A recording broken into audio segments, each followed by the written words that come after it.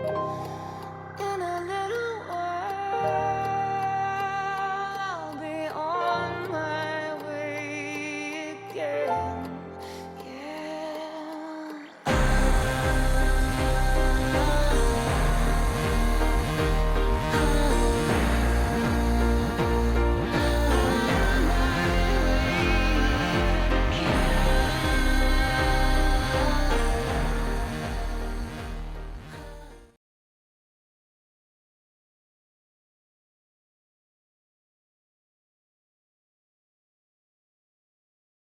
Hi, everybody. This is David Smith from No Kill Colorado. I'm here with Aubrie Kavanaugh from No Kill Huntsville and Alan Rosenberg from the New Jersey Animal Observer. You're at No Kill in Motion. We're talking about healthy and treatable. Those words in No Kill are incredibly important. It's incredibly important to understand the difference between healthy and treatable and untreatable, because as you should all know, no kill is not about no animal ever dying in a shelter system. Euthanasia is reserved for a very small group of animals that are absolutely untreatable, that we cannot help, and that they're euthanized for reasons of mercy. And that is the only time we use euthanasia. And that's why we continually say the words, actually, right here. And say every healthy or treatable homeless pet. I actually have it on there. I didn't actually realize that until just now. It's really important that these words work and that we use them continually in order to hold shelters accountable for the animals that they care for and the animals that they save. So, different people use them in different ways. I think there is guidelines, and that's what we're going to talk about today. Aubrie, I know you have some ideas on this. Let's talk about healthy and treatable versus untreatable. Well, I think it's unfortunate that over a period of years that those words have been kind of co-opted. And I'm pretty sure that there's a chapter in Nathan Winograd's book, Redemption, The Myth of Pet Overpopulation and the No-Kill Revolution in America, where he talks about those words having been co-opted. Because people can morph words to mean what they want. In my mind, what is healthy and treatable, someone at a shelter can take an animal and describe them as unhealthy and untreatable when I think that they're healthy and treatable. And I think the root of all this started back in 2004. There was this thing developed called the Asilomar Accords, and it is what is the basis of a lot of record keeping that is done by shelters. And based on the Accords, neonatal animals are considered unhealthy and untreatable. We don't see that today. I mean, when there are tiny puppies and kittens, I mean, we've got people bottle feeding. I consider them completely healthy and completely treatable because there's nothing wrong with them other than being young. Also under the Accords, free roaming cats can be destroyed, having been considered unhealthy and untreatable. And I don't think any of us would agree with that at all. The Accords, almost 20 years old, but people continue to use them as a reason to destroy animals. There's a very large shelter south of me in my state where they do just that. They say, oh, but we're following the Asilomar Accords. Well, it's an outdated way of thinking. And the words healthy and treatable are not being used consistent with the way those words are used by the public. And kind of like we've talked about before, that the public understands what euthanasia means and the public understands what the word kill means related to no kill. The public also understands what they consider healthy, treatable, unhealthy, and untreatable. And there's some more guidelines out there that I know that we're going to talk about, but I think we need to use the words the way the public uses them. I mean, if my dog's leg is broken, that's treatable. But in some places, a shelter would say, oh, that's untreatable, and they would destroy my dog. And I think that that's just wrong. I think the examples are really good. Neonatal kittens, FELV, cats, of course, and parvo puppies. And these were things that actually credit what credit's deserved. I think Ellen Jefferson in Austin really kind of changed a lot with those because she took them each on at a different year and said, we're going to save every parvo puppy. We're going to save every neonatal kitten. And she went through that, created the programs, and actually proved that it could be done. I mean, they don't save every single one, but they try to save everyone. And the change in actual life saving of that particular type of medical condition was astounding, actually, each one of the years that they actually did that. The other thing about the word, and I don't want to get too far off, but I still see it all the time. I see the word adoptable and it drives me insane. I'm like, every animal is adoptable. That's a value judgment, or it's just an opinion. Adoptable is, we know that, parvo puppies get adopted. Neonatal kittens get adopted, and they get fostered, that kind of thing. Anyway, so I don't want to get too far off on that, but that word adoptable drives me insane. Alan, what do you think? Well, I mean, just to build on the Asilomar Accords, they were really probably the worst document in the history of animal sheltering, especially when you consider that some progressive organizations or claimed progressive organizations like Maddie's were involved in it.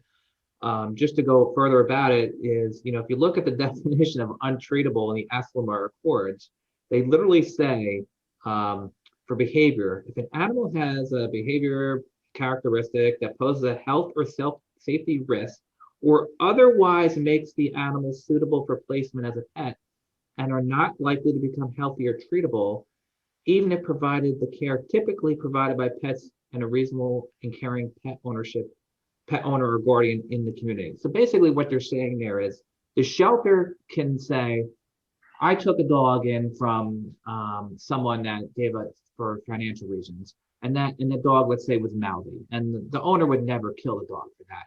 But if the shelter says, I think it's a problem, and I don't think that owner would seek training for it, I can kill it. Same thing on the medical side. They actually have the same thing where they say if the animal has a health condition that may adversely affect its health or adversely affect its health in the future, and the community wouldn't treat it, you can kill the animal. So if a puppy came in with a mother who had dry skin that came on at age 7 in the mother's life, the shelter can say, well, the perfectly healthy puppy may have a hereditary condition that may adversely affect its health in the future, so I can kill it now because the owner probably wouldn't think the dry skin was worthy enough to go to a vet for. So the bottom line is the Asilomar Accords were just completely were actually a mechanism for shelters to kill with political cover to say they were doing something that they weren't. That actually brings back. That brings back adoptable. Actually, it does bring it back because that's kind of what they're defining, right? They're not defining healthy and treatable. I mean, I can tell you what I think is adoptable. I think you have to look at it on the behavior and medical side. When you ever look at why a shelter kills animals or euthanizes animals, it's for one of those two general reasons. On the behavior side, I think it's clear cut.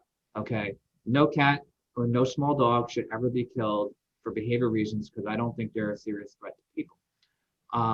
For dogs, I think we see often the case where shelters are killing them for animal aggression. And again, I don't think any dog should be killed for small animal aggression, like going after a cat.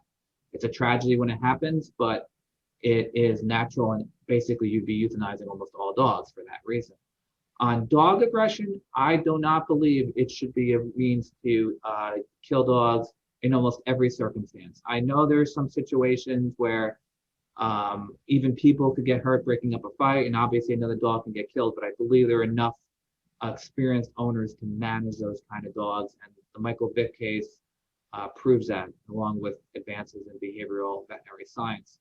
On the medical side, I think we're all going to talk about this more, but basically, I think you look at the No Kill Advocacy treatment matrix, where they list the conditions that are healthy, untreatable, and treatable, and that's a great guide. But generally speaking, when I look at euthanasia records at shelters, I always scrutinize because a lot of times the shelter says the animal's suffering, but then you look at the condition and you do a little Googling, you'll see that it's highly treatable. So that's where I stand in terms of what is treatable and what's not. No, I think I'm totally in line with you. And the matrix was the next thing. We're running low on time, so I want to get to it. The matrix, if you're not familiar with it, for folks out there, the No Kill Advocacy Center has something called the Animal Evaluation Matrix. Go on there, go to their toolkit button, pull it down. You can read it. There is a lot of information there, but it's very clear on how we actually define healthy or treatable. And I know you have some other thoughts on this, Aubrie, so let's talk about the matrix. Well, the matrix, I think it's probably what I would call an underpublished document. I mean, it's a wonderful document, but I think a lot of people just don't know about it. And what I'm going to do is when we post this video, I'm going to post the link to it. And I want everybody to go take a look at it. Even if you just scan through it, it's a wonderful document. And Nathan consulted with veterinarians when we developed this. This isn't just the world according to Nathan Winograd. I mean, what did we say, 6 or 7? I think so. I think that's what he had told me years ago. It's great. It's divided up by behavior, circulatory, dermatology, congenital, digestive, neurological. And you can look on this and you can see all sorts of different conditions. So it's kind of like the go-to guide. If you have an animal that has a particular condition, well, do we consider that treatable? Do we consider that where the animal really would have to get palliative care, or where their animal may be irremediably suffering? So it's just a wonderful resource. So I hope everybody will go look at it, because I think a lot of times shelters take conditions that generally in the public are considered healthy and treatable, and they use them as excuses. And I wanted to throw back one other thing. You know, we've all talked before about the 5 freedoms and about how shelters make decisions about animals being destroyed. I think another thing that we need to consider when we talk about healthy and treatable is, I don't think any animal should be destroyed for a condition that was created by the shelter environment itself.